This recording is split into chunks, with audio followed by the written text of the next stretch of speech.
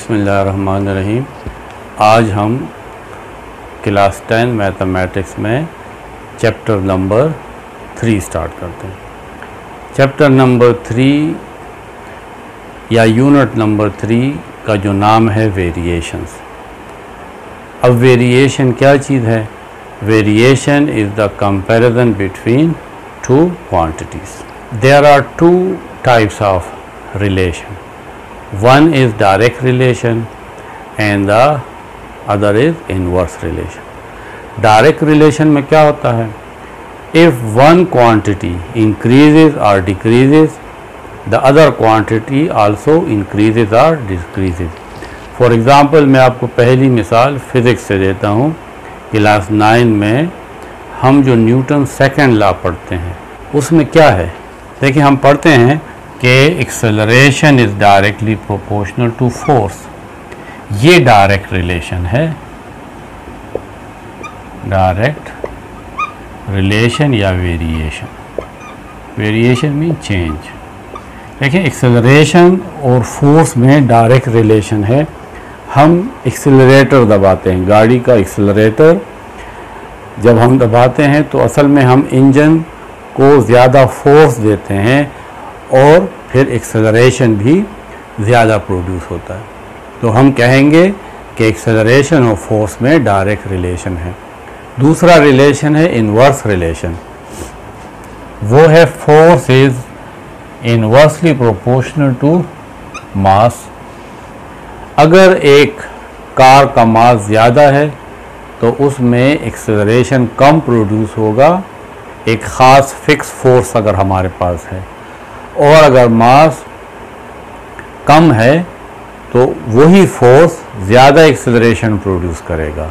तो एक्सेलरेशन और मास में इन्वर्स रिलेशन है। इसी तरह बहुत सारी मिसालें हमारे पास है। जब हम किसी बैलून को, ये बैलून है, इसको हम टेम्परेचर देते हैं, हीट देते हैं, तो इसका वॉल्यूम बढ़ेगा। इसका मतलब है कि वॉल्यूम और टेम्परेचर में डायरेक्ट रिलेशन है। इसी तरीके से अगर मैं इस पे प्रेशर एग्जर्ट करूं, इस बैलून को इस तरीके से दबा दूं, तो इसका वॉल्यूम कम हो जाएगा। यानी प्रेशर और वॉल्यूम में इन्वर्स रिलेशन है। तो दूसरी टाइप जो हमारे पास इन्वर्स वेरिएशन है, उसमें एक क्वांटिटी जब बढ़ती है तो दूसरी कम होगी, और जब एक क्वांटिटी कम होगी तो दूसरी बढ़ेगी। इसको हम इन्वर्स रिलेशन कहते हैं। इसकी आपकी बुक में भी 3-4 मिसालें हैं, मैं उसको आपको पढ़ के समझा देता हूँ। फर्स्ट एग्ज़ाम्पल है पेज नंबर 51 पे कि if a person pushes a car he has to apply more force. क्योंकि कार का मास ज़्यादा है इसलिए इसको धक्का देने के लिए, पुश करने के लिए ज़्यादा फोर्स चाहिए होगा। यानी mass of the car is greater, so greater force is applied to push a car. The second example is if a mother pushes the cart of her child, she has to apply less force. बच्चों का ले जाने वाला cart जो है, जो आपकी book में फिगर भी है, इसमें क्या है, इसमें क्योंकि इसका मास कम है तो इस पे फोर्स भी कम लगेगी। तो इन दोनों मिसालों में डायरेक्ट वेरिएशन है। अब तीसरी मिसाल देखते हैं। In a marathon race, an athlete who has more speed than other participant will reach the finishing line in less time. Race में अगर एथलीट की स्पीड ज़्यादा है तो वो कम टाइम में अपनी फिनिशिंग पॉइंट पे पहुंचेगा। इसका मतलब है कि स्पीड और टाइम में इन्वर्स रिलेशन है। स्पीड ज़्यादा, टाइम कम, स्पीड कम, टाइम ज़्यादा। ज़्यादा स्पीड जल्दी पहुंचेगा, कम स्पीड देर में पहुंचेगा। तो ये इन्वर्स वेरिएशन है। लास्ट एग्जांपल आपकी बुक वालों ने दी है। On motorway from Peshawar to Charsadda, from the same two cars, if one car has to reach in less time, then its speed must be increased. अगर दो गाड़ियां हैं पेशावर से चारसद्दा की तरफ जा रही हैं, तो जिस कार की स्पीड ज़्यादा होगी वो कम टाइम में चारसद्दा पहुंचेगा। तो यहाँ पर भी इनवर्स रिलेशन है। तो बहुत सारी मिसालें हैं फिज़िक्स में, केमिस्ट्री में, जब एक क्वांटिटी बढ़ती है तो दूसरी भी बढ़ती है, या एक क्वांटिटी बढ़ती है तो दूसरी कम होती है। इसमें हमारे साथ और भी एग्जांपल है एवरीडे लाइफ में। अगर एक मकान बन रहा है, लेबर ज़्यादा होगा तो जल्दी बनेगा, लेबर कम होगा तो देर में मकान बनेगा। इसमें इन्वर्सली रिलेशन है। तो इस तरीके से हमारे पास और भी डेली लाइफ में एग्जांपल्स हैं। दूसरा जो टॉपिक है वो है ratio. Ratio is the comparison between two और more than two same quantities. जब दो या दो से ज़्यादा क्वांटिटीज़ के दरमियान जो सेम यूनिट में हो हम कंपैरिजन करें, उसको हम क्या कहते हैं? रेशो कहते हैं। पहले इसकी डिफिनीशन समझ लें कि the ratio is used, ratio कहाँ इस्तेमाल होता है? टू कंपेयर, हम दो क्वांटिटीज़ के दरमियान मुआवजना करते हैं, कंपैरिजन करते हैं। टू और more quantities of the same kind, एक ही काइंड की हो, यानी अगर किलोग्राम है तो किलोग्राम, यानी मास का मास के साथ कंपैरिजन होगा, टाइम का टाइम के साथ होगा, फोर्स का फोर्स के साथ होगा, इंसानों का इंसानों के साथ होगा। Same kind which are measure in same unit. आप एक डिस्टेंस को किलोमीटर में मेजर कर रहे हैं और एक डिस्टेंस को मीटर में, तो इसकी कंपैरिजन नहीं होगा। दोनों डिस्टेंसेस को आपने किलोमीटर में या मीटर में रखना है। इसी तरीके से मासेस है, अगर दो मासेस हैं तो दोनों मासेस किलोग्राम में होने चाहिए, या दोनों मासेस ग्राम में होने चाहिए, या दोनों मासेस मिलीग्राम में होना चाहिए। एक ही यूनिट में ये दो या तीन या चार क्वांटिटीज़ होनी चाहिए। इसकी मैं आपको अभी एग्जांपल देता हूँ। The ratio of two quantities A and B of the same unit can be shown as, अगर दो क्वांटिटीज़ हैं ए और बी, कोई भी दो क्वांटिटीज़ हैं, उसको हमने शो किया है ए और बी से, तो उसको हम ए रेशो बी भी लिख सकते हैं। इस तरीके से दो डॉट डालेंगे, या उसको लिख सकते हैं ए डिवाइडेड बाय बी, इसका मतलब भी रेशो होता है। एक और बात याद रखें कि रेशो हमेशा सिंपलेस्ट फॉर्म में होती है। हम अपने स्कूल की एग्जांपल ले लेते हैं कि हमारे स्कूल में बॉयज़ हैं और गर्ल्स हैं, इसके दरमियान हम रेशो फाइंड करते हैं। ये दो डॉट लगा लेंगे, ये रेशो को शो करेंगे। अगर 1000 बॉयज़ हैं और 2000 गर्ल्स हैं, तो इसके दरमियान रेशो क्या होगी?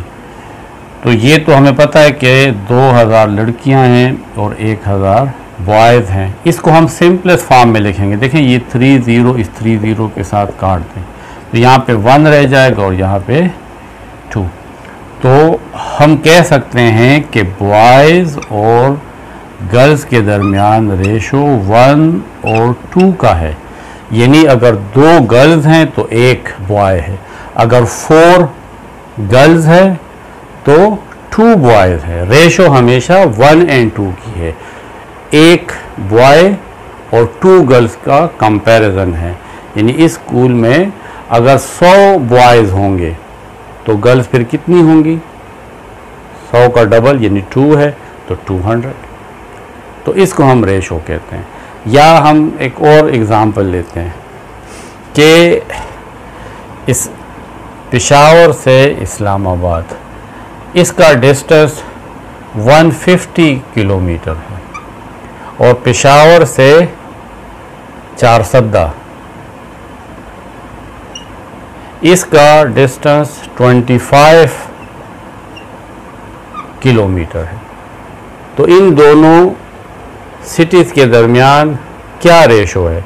तो देखें यहाँ पे पेशावर और इस्लामाबाद PT से शो कर दें और पेशावर से चारसद्दा को PC से शो कर दें।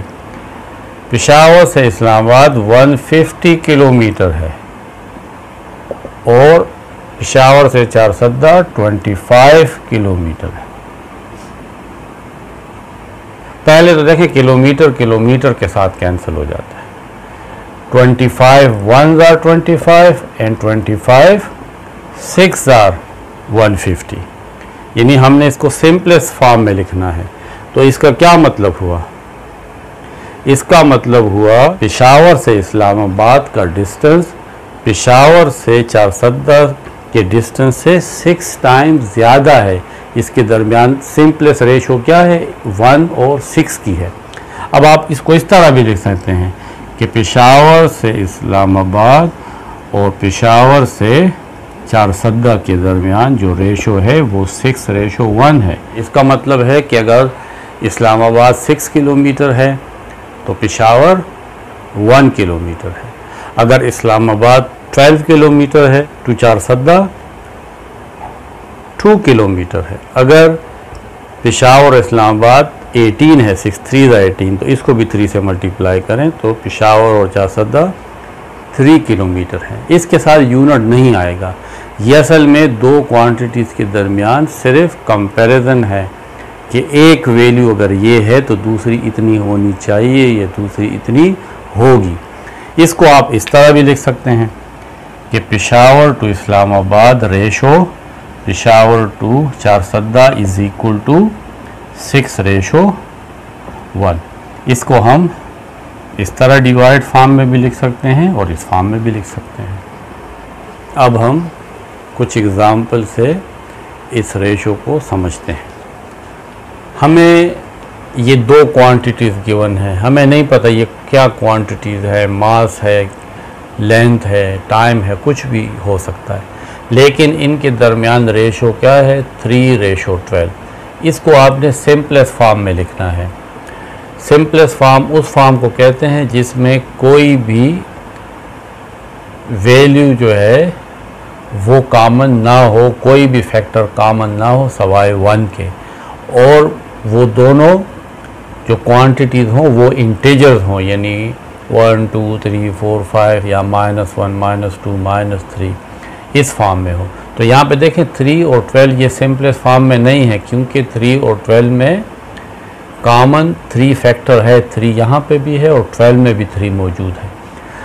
तो आप इसको सिंपलेस्ट फॉर्म में इस तरह लिख सकते हो कि आप इसको 3 पे डिवाइड कर दें। 3 1s are 3 और 3 4s are 12। तो सिंपलेस्ट रेशो होगा 1:4। 3:12 का सिंपलेस्ट फॉर्म क्या है? 1:4। अब आ जाएं, इसको देखें। यहाँ पे भी ये सिंपलेस्ट फॉर्म में नहीं है, क्योंकि 18 में भी 6 मौजूद है, यानी यहाँ पे कॉमन फैक्टर क्या है? 6 है। तो हम इसको डिवाइड कर सकते हैं 6 पे। 6 1s are 6, तो यहाँ पे 1a हो जाएगा, और 6 3s are 18 और 7b आ जाएगा, तो a:3b। तो इस रेशो को सिंपलेस्ट फॉर्म में लिखेंगे तो आएगा a:3b। इसको यानी आपने इन दोनों साइड्स को आपने 6 पे डिवाइड किया। 6a को भी 6 पे डिवाइड करेंगे, देखें कैंसर 1a आ जाएगा, और 18 को भी 6 पे डिवाइड करेंगे तो 6 1s are 6 और 6 3s are 18। Example 2 is divide ₹5070 among 3 persons। 3 persons हैं, उसमें हमने 5070 रुपीज़ को डिवाइड करना है। किस रेशो के साथ? 2:5:6। इसका मतलब है कि अगर इस एक शख्स को 2 रुपये मिलेंगे तो दूसरे शख्स को 5 रुपये मिलेंगे और तीसरे शख्स को 6 रुपये मिलेंगे। पहले शख्स के 2 हिस्से हैं, दूसरे शख्स को 5 हिस्से मिलेंगे और तीसरे शख्स को 6 हिस्से मिलेंगे। किस में से? इन पूरे पैसों में से। तो ये कितने हिस्से बनते हैं? तो हम इन सब को ऐड करेंगे, इसको कहते हैं sum of ratios. Sum of ratios. 2 + 5 + 16, इससे आता है 13। यानी हमने इन तमाम पैसों के कितने हिस्से बनाने हैं? 13 हिस्से बनाने हैं। 13 हिस्से बना के उस 13 हिस्सों में से 2 हिस्से हम इसको देंगे पहले शख्स को, 5 हिस्से हम दूसरे शख्स को देंगे और तीसरे शख्स को हम 6 हिस्से देंगे। शेयर ऑफ फर्स्ट पर्सन, पहले शख्स को कितना मिलेगा? तो पहले शख्स को अगर ये हमारे पास टोटल 13 रुपीज़ हैं, अगर टोटल हमारे पास 13 रुपीज़ हैं तो उसमें से इस पहले शख्स को 2 रुपये मिलेंगे। 13 में से 2 रुपये मिलेंगे तो इतने में से क्या मिलेंगे? हमारे पास तो ये रुपीज़ हैं 5070। ठीक है, 13 रुपीज़ में इस शख्स को 2 रुपये मिलने हैं। इस रेशो के साथ, इस हिसाब के साथ इसको पैसे मिलेंगे, यानी 13 रुपीज़ में से 2 रुपीज़ मिल रहे हैं। तो 5070 में से कितने मिलेंगे? तो 2 को 5070 से मल्टीप्लाई करें, उससे जो आंसर आए उसको 13 पे डिवाइड कर दें। तो क्योंकि ये आसान कैलकुलेशन है, आप इसको ख़ुद करें, कैलकुलेटर यूज़ कर सकते हो। 2 को 5070 से मल्टीप्लाई करें, उससे जो आंसर आए उसको 13 पे डिवाइड कर दें। तो आंसर आता है 780, यानी 5070 में से पहले शख्स को 780 रुपीज़ मिलेंगे। शेयर ऑफ सेकंड पर्सन,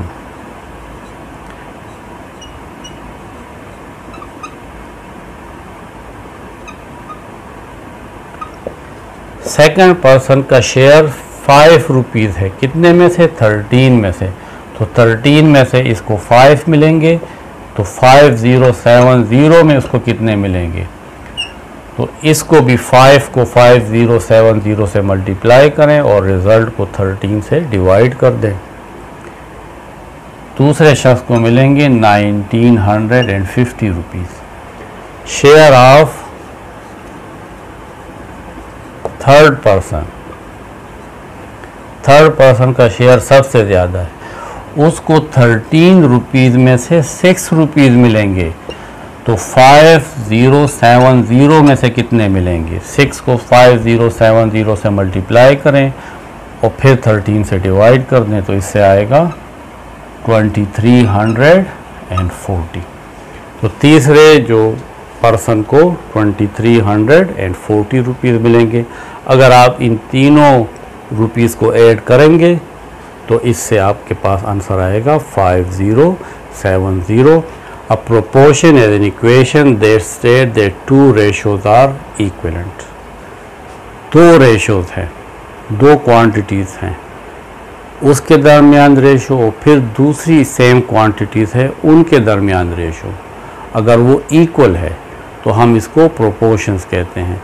यानी प्रोपोर्शन क्या है? 2 रेशोज़ के दरमियान इक्विलिटी अगर हो तो हम कहेंगे कि ये चारों क्वांटिटीज़ क्या है? ये प्रोपोर्शन है। किस तरीके से देखें, A, B, C, D are 4 quantities, then general form of proportion is given. अगर A और B के दरमियान जो रेशो है और C और D के दरमियान जो रेशो है वो आपस में इक्वल हो तो हम कहते हैं कि ये A, B, C, D आपस में क्या है? प्रोपोर्शन है।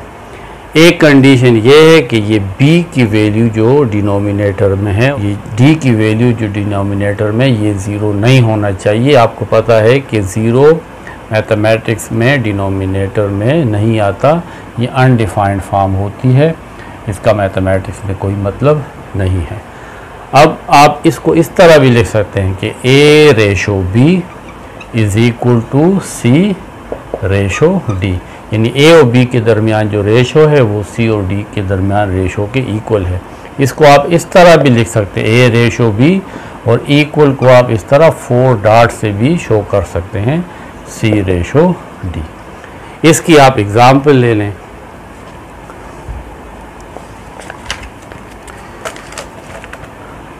दो क्वांटिटीज़ है, उनके दरमियान रेशो 3 और 4 है। दूसरी क्वांटिटी है, उनके दरमियान रेशो 6 और 8 है। ये दो रेशो आपस में इक्वल है तो इसको हम कहेंगे कि ये चारों आपस में प्रोपोर्शन है। देखें 3 divided by 4 is equal to 6 divided by 8, क्योंकि अगर हम इसको सिंपलेस्ट फॉर्म में लिखेंगे तो 2 3 आर 6 और 2 4 आर 8, तो इससे भी 3/4 आता है, इसलिए ये रेशो और ये रेशो आपस में इक्वल है। इसको हम इस तरह भी लिख सकते हैं 3/4 इज इक्वल टू 6/8। ये जो बीच वाली दो वैल्यूज हैं 4 and 6 are means of proportion, और ये 3 और 8 आर एक्सट्रीम्स ऑफ प्रोपोर्शन। देखें एक्सट्रीम पे है या आखिरी हद पे है और ये बीच में है तो ये मीन। फिर मीन ऑफ प्रोपोर्शन को अगर मल्टीप्लाई करें तो 4 × 6 ये इक्वल होता है, अगर एक्सट्रीम को आपस में मल्टीप्लाई करें 3 × 8, यानी इससे भी 24 आता है और इससे भी 24 आता है। तो हम कह सकते हैं यहाँ पे product of mean proportion is equal to product of extreme proportion.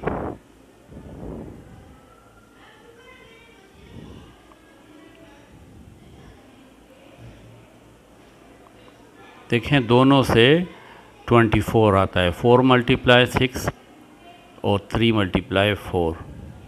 अब हम इस प्रोपोर्शन को एग्जाम्पल 3 से समझते हैं।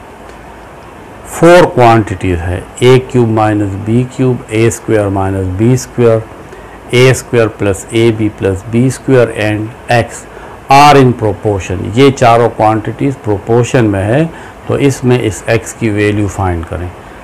जब ये चारों क्वांटिटीज़ प्रोपोर्शन में है तो इन दोनों का रेशो यानी a³ - b³ और a² - b², इन दो क्वांटिटीज़ का रेशो फर्स्ट 2 क्वांटिटीज़ का ये इक्वल होगा थर्ड और 4 क्वांटिटीज़ के रेशो के, यानी a² + ab + b² divided by x। First 2 quantities का रेशो और थर्ड एंड फोर्थ क्वांटिटीज़ का रेशो ये आपस में इक्वल होंगे, इसीलिए फिर ये चारों क्वांटिटीज़ आपस में प्रोपोर्शन है। a³ - b³ ये फार्मूला है a - b × a² + ab + b², ये हमारे पास a³ - b³ का फार्मूला है। a² - b² ये हमारे पास a + b और a - b के इक्वल होता है। ये हमारे पास और सिंप्लीफाई नहीं होता, इसको इसी तरह लिख लेंगे और नीचे यहाँ पे x है। a - b और a - b को आपस में कैंसिल करते हैं। ये वाली वैल्यू और ये वाली वैल्यू भी आपस में कैंसिल हो सकती है क्योंकि ये एक ही तरह हैं और एक साइड पे और दूसरे साइड पे अगर एक जैसी वैल्यू हो जिस तरह 2 and 2 तो ये आपस में कैंसिल हो सकती है। तो क्या रह जाता है, यहाँ पे 1 रह जाता है, नीचे a + b रह जाता है, इज इक्वल टू यहाँ पे 1/x रह जाता है। क्रॉस मल्टीप्लाई कर दें, x 1 के साथ मल्टीप्लाई होगा तो x आ जाएगा और a + b 1 के साथ मल्टीप्लाई होगा तो a + b आ जाएगा। ये इसके साथ मल्टीप्लाई और ये इसके साथ मल्टीप्लाई, इसको क्रॉस मल्टीप्लिकेशन कहते हैं। तो x की वैल्यू हमारे पास आ गई a + b। अब हमारा टॉपिक है वेरिएशन। वेरिएशन को मैंने शुरू में डिस्कस किया कि ये असल में 2 क्वांटिटीज़ के दरमियान रिलेशन है, एक डायरेक्ट रिलेशन होता है और एक इनवर्स रिलेशन। डायरेक्ट रिलेशन या वेरिएशन में एक वैल्यू बढ़ती है तो दूसरी भी बढ़ेगी और इनवर्स वेरिएशन में एक वैल्यू बढ़ती है तो दूसरी कम होती है, एक क्वांटिटी इंक्रीज़ होती है तो दूसरी डिक्रीज। जनरली लेते हैं कि हमारे पास 2 क्वांटिटीज़ हैं, एक y है और एक x है। इसमें डायरेक्ट वेरिएशन है। काइंड ऑफ वेरिएशन में फर्स्ट काइंड है डायरेक्ट वेरिएशन। तो डायरेक्ट वेरिएशन में हम कहेंगे कि y is directly proportional to x, यानी x और y में डायरेक्ट रिलेशन है। इस प्रोपोर्शनलिटी को ख़त्म करने के लिए, यानी y इक्वल में कन्वर्ट करने के लिए, इस प्रोपोर्शनलिटी को इक्वल में कन्वर्ट करने के लिए हम यहाँ पे एक कांस्टेंट लगाते हैं kx, यानी y is proportional to x, y increase, x increase, y decrease, x decrease. अगर हम प्रोपोर्शनलिटी को इक्वल करना चाहेंगे तो हमें एक ऐसा कांस्टेंट चाहिए, एक ऐसी वैल्यू चाहिए जो इन दोनों वैल्यूज़ को इक्वल कर सके। अभी तो हम सिर्फ कह रहे हैं कि एक वैल्यू बढ़ रही है तो दूसरी भी बढ़ रही है, एक वैल्यू कम होती है तो दूसरी भी कम होती है। एक वैल्यू बढ़ती है तो दूसरी कितनी बढ़ेगी, एक वैल्यू कम होगी तो दूसरी कितनी कम होगी, उसके लिए हमें एक कांस्टेंट चाहिए। उस कांस्टेंट को हम फाइंड कर सकते हैं उस y और x की वैल्यू की मदद से। लेकिन ये बात याद रखें कि प्रोपोर्शनलिटी को इक्वलिटी में कन्वर्ट करने के लिए आपको एक फ़िक्स वैल्यू चाहिए, उसको हम कांस्टेंट कहते हैं। उसको आप k से भी शो कर सकते हैं, c से भी कर सकते हैं, g से भी, h से भी, लेकिन यहाँ पे आपकी बुक वालों ने k से शो किया है। इस k को आप किस तरह फाइंड करेंगे, इसी इक्वेशन से फाइंड करेंगे, यानी k is equal to y और x को इस साइड पे ले आएंगे तो ये डिवाइड। तो k की वैल्यू आप फाइंड कर सकते हैं y को x पे डिवाइड करने से, और फिर k की वैल्यू आप यहाँ पे पुट करेंगे तो ये k आपको फाइंड हो जाएगा, यानी y is equal to kx। y किसके इक्वल है, k मल्टीप्लाई x के। जब k के साथ x को मल्टीप्लाई करते हैं तो हमें y हासिल होता है। तो ये k हमारे पास कांस्टेंट है। इसको समझने के लिए आप एक एग्ज़ाम्पल को समझे। एग्ज़ाम्पल 4 है कि y varies directly with x, y और x में डायरेक्टली रिलेशन है। पार्ट 1 है कि an equation connecting x and y। हमने क्या करना है, एक ऐसी इक्वेशन बनानी है जो x और y को कनेक्ट करते हैं। तो क्योंकि y प्रोपोर्शनल टू x है तो हमने इसको लिखा, या हम इसको लिख सकते हैं कि y is equal to kx। तो देखें ये वो इक्वेशन है जिसने x और y को आपस में कनेक्ट कर दिया है कि y असल में इक्वल है मल्टीप्लिकेशन या product of k and x। जब k को x से मल्टीप्लाई करेंगे तो हमें y मिलेगा। तो ये इक्वेशन हमें ये बताता है कि y और x में ये रिलेशन है, y is equal to kx। अब हमें कुछ वैल्यूज़ गिवन है कि अगर x 3 है तो y कितना होगा 27, यानी इसमें इस तरह से इंक्रीज़ हो रहा है कि जब x की वैल्यू 3 होती है तो y की वैल्यू 27 होती है। तो हम यहाँ पे x की वैल्यू 3 और y की वैल्यू 27 पुट करते हैं ताकि हमें ये k फाइंड हो जाए। Put x is equal to 3 and y is equal to 27 in equation 1। इस इक्वेशन में हम पुट करेंगे तो ये आ जाएगा y is equal to 27 is equal to k, और x की जगह हम पुट करेंगे 3, तो ये 3 पुट करें। क्योंकि आपको k फाइंड करना है तो 27/3, k इज इक्वल टू 3 1 ज़ा 3, 3 9 ज़ा 27, तो k इज इक्वल टू 9। आपके पास देखें k की वो कांस्टेंट वैल्यू फाइंड हो गई कि वो क्या है, 9 है। k की वैल्यू 9 को अब आप इस इक्वेशन 1 में पुट करें। Put k is equal to 9 in equation 1, तो ये आ जाएगा y is equal to k की वैल्यू 9 और ये 7x। देखें अब ये इक्वेशन हमें क्या बता रहा है, ये इक्वेशन 2 कि y की वैल्यू और x की वैल्यू में क्या रिलेशन है, y is equal to 9 times of x। y x से 9 टाइम्स हमेशा ज़्यादा होगा इस सिचुएशन में, इस क्वेश्चन में।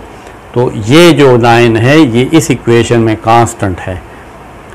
अब हमें कहा गया है दूसरे पार्ट में कि y फाइंड करें अगर x की वैल्यू क्या है 11 है। तो अब हम सेकंड पार्ट फाइंड करते हैं। फर्स्ट पार्ट तो ये था कि an equation connecting x and y, तो ये हमने कनेक्ट कर दिया। फिर हमने ये जो गिवन वैल्यू थी x की वैल्यू 3 और y की वैल्यू 27 इस इक्वेशन में पुट की और k हमें फाइंड हुआ कि k 9 है। यहाँ पे जो k कांस्टेंट है वो 9 है, वो हमने इस इक्वेशन में पुट कर दी। अब हमें रिलेशन पता लग गया कि y और x में क्या रिलेशन है। y is 9 times of x। अब पार्ट 2 हम फाइंड करते हैं। कहते हैं कि y फाइंड करें when x is equal to 11, put x is equal to 11 in 2, तो y is equal to 9 और x की जगह 11, तो y is equal to 99। यानी अगर x की वैल्यू 11 है तो y कितना होगा 99 होगा, क्योंकि y x से 9 टाइम्स ज़्यादा है। तो इस तरीके से हम k फाइंड कर सकते हैं और जब k फाइंड हो जाएगा हमें एक इक्वेशन फाइंड हो जाएगी। तो फिर अगर आपको x की वैल्यू गिवन है तो y फाइंड कर सकते हैं और अगर y की वैल्यू गिवन है तो x फाइंड कर सकते हैं। लेकिन इस इक्वेशन में ये 9 कांस्टेंट है। अब हम डायरेक्ट वेरिएशन को एक और एग्जांपल 5 से समझते हैं। गिवन है कि y is directly proportional to x, तो ये जो एम्प्टी बॉक्सेस हैं इसको फिल करेंगे इन कुछ वैल्यूज़ की मदद से।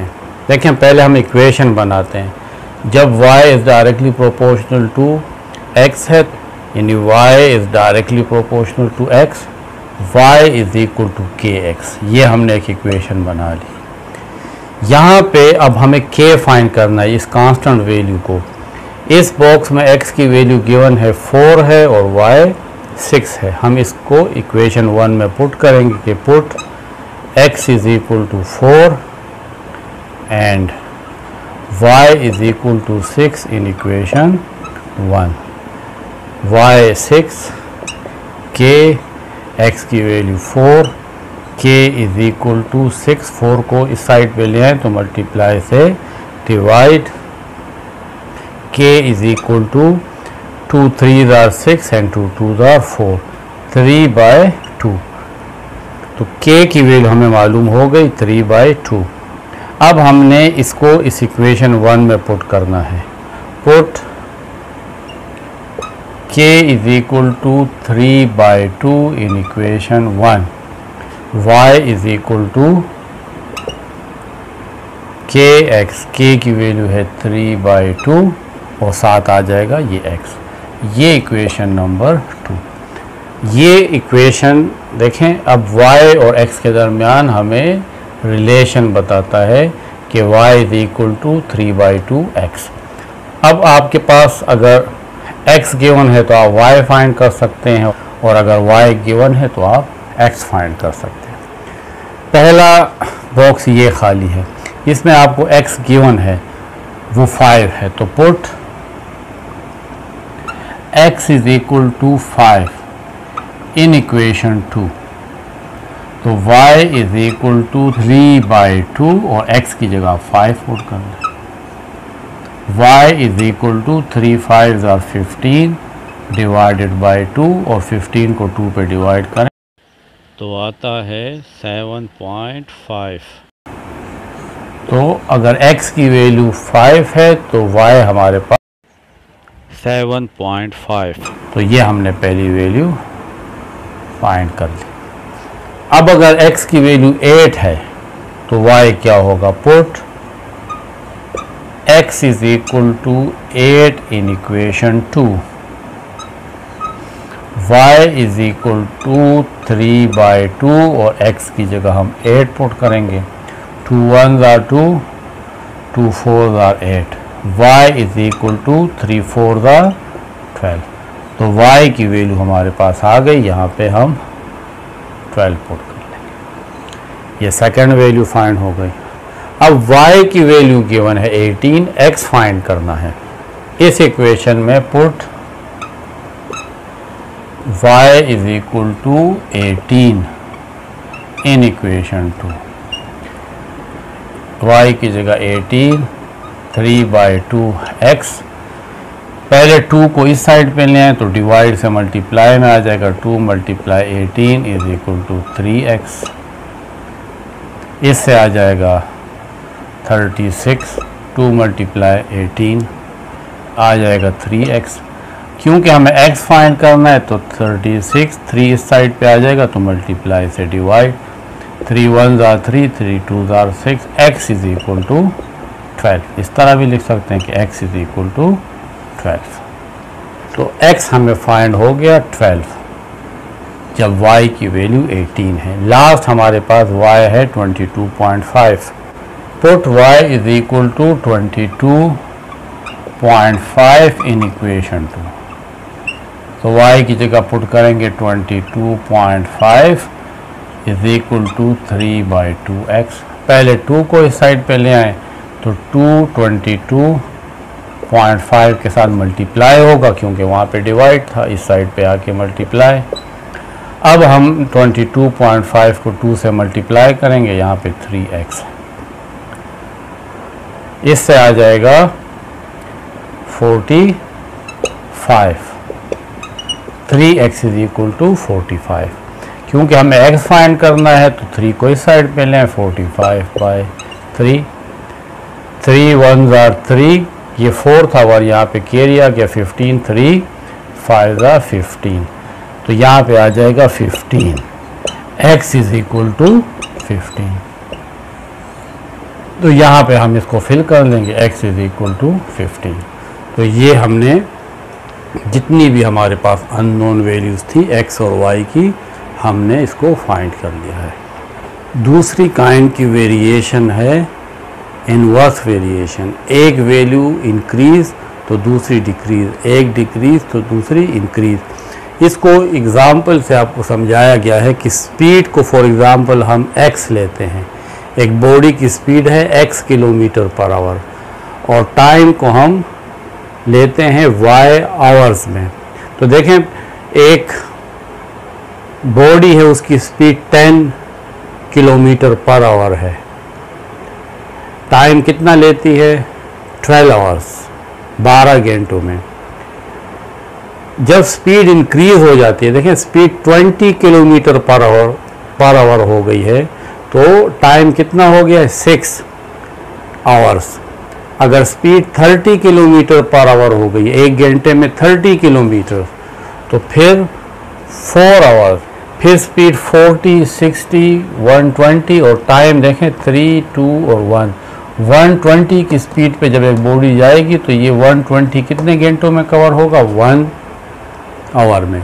इसका मतलब है कि ये जो टाइम है y और ये जो x स्पीड है, इसमें इनवर्स रिलेशन है। y is inversely proportional to 1/x। y और x एक दूसरे के इनवर्स है, एक वैल्यू बढ़ती है दूसरी कम होगी। इसके लिए भी हमें इक्वलिटी चाहिए। इस इक्वेशन को हम इक्वल में लिखेंगे तो हमें इस इक्वलिटी में किसी भी प्रोपोर्शनलिटी को कन्वर्ट करने के लिए कांस्टेंट k चाहिए बाय x, जिन्हें हम कह सकते हैं कि y is equal to k/x। ये रिलेशन है y और x के दरमियान, जिसमें k क्या है? एक कांस्टेंट वैल्यू है जिसको अभी हम फाइंड करेंगे। तो यहाँ पे y is inversely proportional to 1/x। Proportionality को ख़त्म करें, इक्वल लगाएं और इक्वल लगाने के लिए आपको एक k की ज़रूरत होगी। इस k को आप किस तरह फाइंड कर सकते हैं? इसको इस साइड पे लें तो x y is equal to k। अगर x और y को आपस में मल्टीप्लाई करें तो आपको ये k कांस्टेंट मिल जाएगा और फिर आप इस k को इस इक्वेशन में पुट कर लें तो आपको y और x के दरमियान रिलेशन फाइंड हो जाएगा। तो ये रिलेशन हमारे पास क्या है? इनवर्स रिलेशन है। अब एग्जांपल 6 है कि if x varies to y, x और y एक दूसरे के साथ इन्वर्सली वेरीज कर रहे हैं, ठीक है। एक्स वेरीज इन्वर्सली, साथ इन्वर्सली भी लिख लें, 2y। तो इसको हम इस तरह लिख सकते हैं कि y is inversely proportional to 1/x। y और x में प्रोपोर्शनलिटी ख़त्म करके हम इक्वल लगाएंगे तो यहाँ पे k/x आ जाएगा। ये इक्वेशन 1। अब k की वैल्यू किस तरह फाइंड करेंगे? x की वैल्यू अगर 3 है तो फिर y 12 होता है। हम इस इक्वेशन में पुट करेंगे, put x is equal to 3 and y is equal to 12 in equation 1। y 12 is equal to k और x हमारे पास 3 है। इसको इस साइड पे ले आए तो 12 multiply 3 is equal to k, 12 3 दा 36। तो k की वैल्यू देखें हमारे पास कांस्टेंट वैल्यू आ गई 36। Put k is equal to 36 in equation 1। तो ये आ जाएगा y is equal to k की जगह 36/x। अब आपको एक ऐसी इक्वेशन मिल गई जो आपको बता रही है कि y किसके इक्वल है? 36/x के इक्वल है। अब इसका आगे पार्ट देखें। इस x और y की वैल्यू से तो मैंने k फाइंड किया। अब आगे क्वेश्चन है कि find the value of y when x is equal to 6। तो हम x की जगह यहाँ पे 6 पुट करेंगे तो हमें y मालूम हो जाएगा। Put x is equal to 6 in 2, y is equal to 36 और x की जगह मैं 6 पुट करूँगा। 6 1 ज़ा 6, 6 6 ज़ा 36, y इज इक्वल टू 6। तो y की वैल्यू हमारे पास 6 आ गई जब x की वैल्यू हमारे पास 6 है, तो दोनों की वैल्यू सेम आती है। अब एग्जाम्पल 7 देखें। Given that pressure on the quantity of gas in a container varies inversely to its volume। देखिए ये कंटेनर है, इसके अंदर गैस पड़ी है। ये कंटेनर जो है इसके ऊपर ये जो ऊपर इसके कवर है ये फिक्स नहीं है, ये मूव कर सकता है। तो जितना हम इस के ऊपर प्रेशर एग्जर्ट करेंगे, यानी यहाँ पे अगर हम कोई वेट रखें, वेट जितना हम बढ़ाते चले जाएंगे तो ये पिस्टन नीचे होता जाएगा, क्योंकि pressure is inversely proportional to volume. Given है कि इस सिलेंडर के अंदर गैस है, जब हम इस पे प्रेशर बढ़ाते हैं, और प्रेशर बढ़ाने के लिए मैं क्या करता हूँ, इस पिस्टन के ऊपर वज़न डालता हूँ। तो जब हम इसके ऊपर वेट डालेंगे तो इसका वॉल्यूम कम होता जाएगा। इसकी बहुत सारी मिसालें हैं। अगर बैलून है, हम उस पर देखें प्रेशर डालेंगे तो उसका वॉल्यूम कम होगा। अगर सिरिंज है, उस पर देखें हम उस पर प्रेशर डालते हैं तो इनसाइड वो पिस्टन नीचे जाता है, उसका वॉल्यूम कम होता है। तो जब हम प्रेशर किसी भी कंटेनर पे अप्लाई करते हैं जिसमें गैस है और उसका जो ऊपर कवर है वो मूव कर सकता हो, तो क्या होगा, प्रेशर बढ़ाने से वॉल्यूम कम होगा।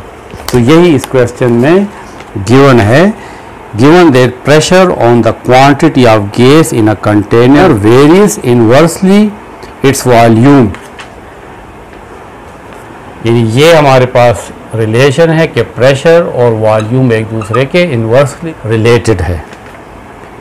When pressure on the gas is, अगर प्रेशर गैस के ऊपर कितना हो, 10 न्यूटन बाय मीटर स्क्वायर हो, ये इसका यूनिट है जिसको हम पास्कल भी कहते हैं। तो अगर pressure 10 newton by metre square है तो 10 newton by metre square pressure लगाने पर इस कंटेनर का, इस सिलेंडर का वॉल्यूम कितना होगा,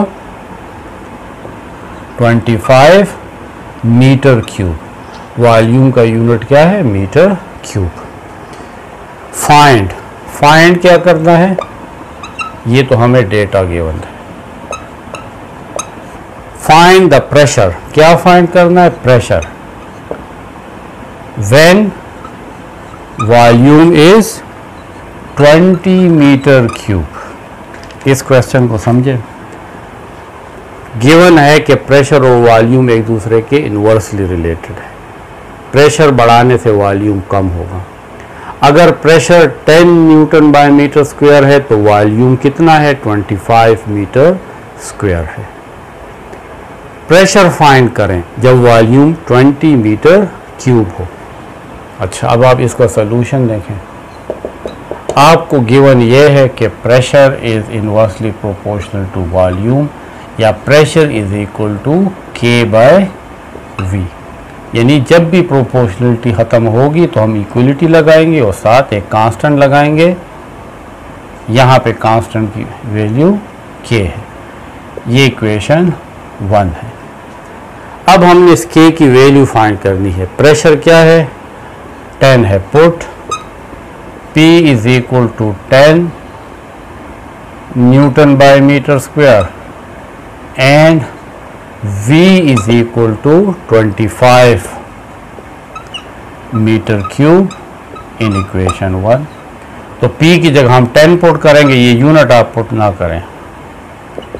K और वॉल्यूम की जगह 25 पुट करेंगे। आपने K फाइंड करना है तो 10 25 को इस साइड पे ले आए तो डिवाइड से मल्टीप्लाई हो जाएगा। तो K इज इक्वल टू 250। के आपको फाइंड हो गया। अब इस के की वैल्यू को आप इक्वेशन 1 में पुट करें। Put K is equal to 250 in equation 1। तो P इज इक्वल टू के की वैल्यू 250 डिवाइडेड बाय V। ये आपके पास इक्वेशन नंबर 2 हो गई। अब क्वेश्चन ये है कि प्रेशर फाइंड करना है व्हेन वॉल्यूम इज 20। तो यहाँ पे हम 20 पुट करेंगे। Put V is equal to 20 metre cube in equation 2।